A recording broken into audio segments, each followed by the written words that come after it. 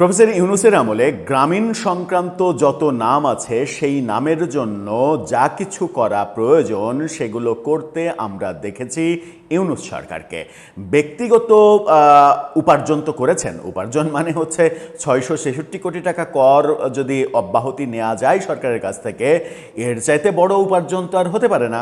ব্যক্তিগত উপার্জনের পাশাপাশি প্রাতিষ্ঠানিক উপার্জন আমরা দেখেছি প্রফেসর ইউনূসের সীমাহীন, সেগুলো নিয়ে তো কথা বলবোই। পাশাপাশি একটা ভয়ঙ্কর তথ্য সামনে এসেছে এবং সেই তথ্য আমরা আজকে সংসদের মাধ্যমে জানতে পেরেছি। সেটা হচ্ছে প্রফেসর ইউনূসের গ্রামীণ ট্রাস্টের যে প্রতিষ্ঠান, যার মালিকানা 25%, গ্রামীণ ফোনের মালিকানা তো বাংলাদেশের গ্রামীণের 25%-এর মতো, সেই গ্রামীণ ফোন তারা বাংলাদেশ সরকারের কর ফাঁকি দিয়েছে 6,000 কোটি টাকার বেশি। অর্থাৎ বাংলাদেশ সরকার গ্রামীণ ফোনের কাছ থেকে এই পরিমাণ টাকা পাবে।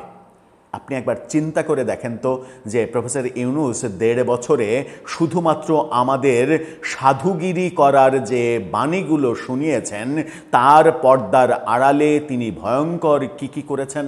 চলুন একটু ভেতরে ঢুকে বোঝার চেষ্টা করি মন্ত্রী কি জানালেন আমাদের। থাকবেন পলিটিক্স টিভির নিয়মিত আয়োজনে।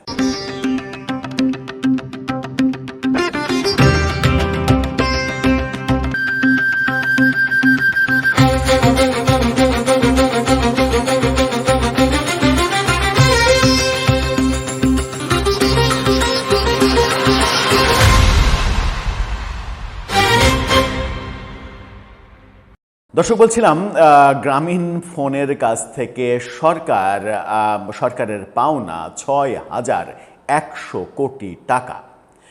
প্রফেসর ইউনূস তার নিজের জন্য 666 কোটি টাকা কর মওকুফ করেছেন। গ্রামীণ ফোনের জন্য 2,500 কোটি টাকার তরঙ্গ বরাদ্দ করেছেন কোনো ধরনের টেন্ডার ছাড়া, যেটা এই পৃথিবী বেঁচে থাকলে যেদিনই হোক যদি আদালতে রিট হয়, এর সঙ্গে জড়িত সবাই ফেসে যাবে। তৎকালীন মেটিকুলাস ফয়েজ আহমেদ তৈয়ব, প্রফেসর ইউনূস সহ এই পুরো গং ফেসে যাবে। যে কর্মকাণ্ডগুলো করেছেন প্রফেসর ইউনূস, নিয়মের তোয়াক্কা না করে তার গ্রামীণ ইউনিভার্সিটির লাইসেন্স নিয়েছেন, নিয়মের তোয়াক্কা না করে গ্রামীণ ওয়ালেটের লাইসেন্স নিয়েছেন, এছাড়া বহু কিছুর লাইসেন্স তিনি তার গ্রামীণ ট্রাস্টের প্রতিষ্ঠানগুলোর জন্য নিয়েছেন। তখন তার মেটিকুলাস প্রেস সেক্রেটারি তিনি বিদেশে সাক্ষাৎকার দিয়ে বলেছিলেন, প্রফেসর ইউনূস এত সাদাসিধে, এত সরল, এত সাধারণ একজন মানুষ যে এমনকি তার একটা নিজের গাড়িও নাই। মানে প্রফেসর ইউনূসের নাকি নিজের চড়ে বেড়ানোর মতো একটা গাড়িও নাই। প্রফেসর ইউনূস সিএনজিতে চড়ে, প্রফেসর ইউনূস উবার বাইকে চড়ে, উবারে মোবাইলে টিপে উবারের জন্য আধা ঘন্টা রাস্তায় দাঁড়ায় থাকে, উবার আসে, তারপরে যে প্লাস্টিকের একটা হেলমেট তার মাথার উপরে দিয়ে দেয়, সেই হেলমেটটা ফিতাটা লাগিয়ে, কিংবা ফিতাও কখনো থাকে না, ফিতাতে গিট পাকিয়ে কিংবা ফিতা দুটো এইভাবে ধরে প্রফেসর ইউনূস বাইকের পেছনে যায়। গুলশানে তার রাজকীয় বাসা থেকে মতিঝিলে তার অফিসে যায়, কিংবা মিরপুরে তার অফিসে যায়। এই হচ্ছে মেটিকুলাস চাটুকারদের বাণী। অথচ আমরা দেখেছি প্রফেসর ইউনূস নিজের হিসাব যখন দেন, তখন তিনি এই হিসাব তো ভুলভাল হিসাব, তখনও তিনি প্রায় 15.5 কোটি টাকার মালিক এরকম দেখাচ্ছেন। প্রফেসর ইউনূসের নাকি কিচ্ছু নেই, 15.5 কোটি টাকা কোনো টাকাই না।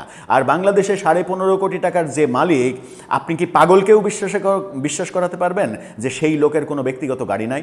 ভাই, আমি যদি 1 কোটি টাকার মালিক হই, তাহলে আমি তো আগে 20 লাখ টাকা দিয়ে গাড়ি কিনবো।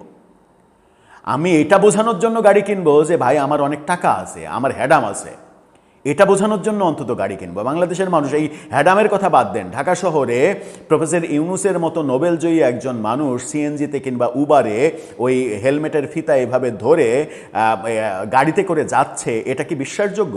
হয়তো কখনো কখনো 3 জনও চড়েছেন, পেছনে পাহারা দেওয়ার জন্য শফিকুল আলমকে বসিয়েছেন আইনের তোয়াক্কা না করে, যে তুই বেটা পেছনে বসে থাক, আমি যেন ছিটকে না পড়ি, তাহলে সেটা তুই দেখিস। কিংবা পেছনে বসে থেকে শফিকুল ইসলাম ফিতা না থাকা প্রফেসর ইউনূসের হেলমেটের এই 2 ফিতা এভাবে ধরে রেখেছেন যে স্যার আমি ফিতাটা ধরছি, আপনি মাঝখানে ঠাসি খায়া বসে থাকেন।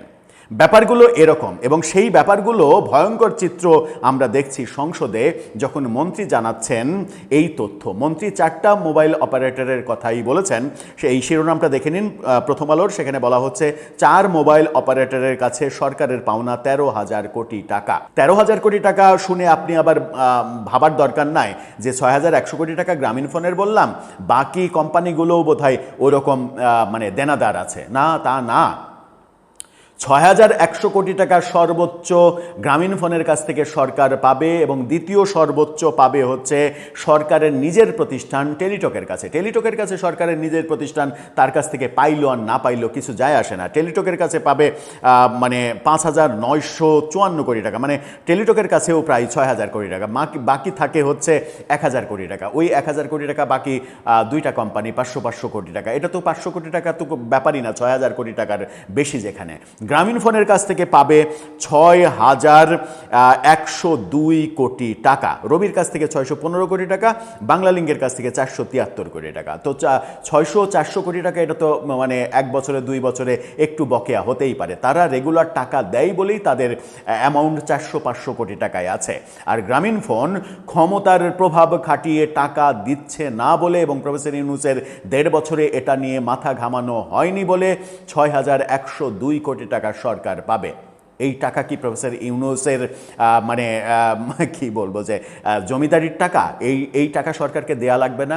আপনি ক্ষমতায় বসে থেকে বড় বড় বাণী শোনাবেন, নীতিকথার বাণী শোনাবেন, জনগণকে বলবেন যে আপনার কাছে সারা পৃথিবী থেকে দরখাস্ত আসছে, আপনি এতটাই মহান ব্যক্তি সারা পৃথিবীতে ডোনাল্ড ট্রাম্প সহ সবাই আপনাকে নমস্যভাবে মাথা নত করে কুর্নিশ করে, অথচ কাজের বেলায় আপনি দেশের টাকা লুটপাট করবেন, নিজের কর অব্যাহতি নেবেন, নিজের কোম্পানিকে অবৈধ সুযোগ সুবিধা দেবেন, নিজের প্রতিষ্ঠানের অবৈধ লাইসেন্স নেবেন। এই কাজগুলো আপনি করে যাবেন এবং আপনার সাঙ্গপাঙ্গদের এই কাজগুলো করাবেন। প্রফেসর ইউনূসের শেষের যে 1 বছর 2025, সেই 1 বছরে সুইস ব্যাংকে টাকার পরিমাণ বেড়েছে 42% বেশি। 42% বেশি টাকা ওখানে জমা হয়েছে পূর্বের যে কোনো মানে পূর্বের আমলের চাইতে। এটা কি কোনো শুভ লক্ষণ? সুইস ব্যাংকে কি কোনো বৈধ টাকাওয়ালা টাকা রাখে?